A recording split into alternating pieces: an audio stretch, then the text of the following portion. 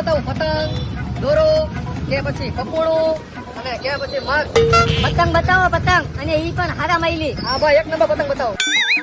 જો આ Doraemon, superman, Spider-Man. હું કઈ તમને નાનો છોકરો દેખાવું? કઈક મરદ માણસો ઉડાડે ને મોટી પતંગ, એવી કઈક બતાવો.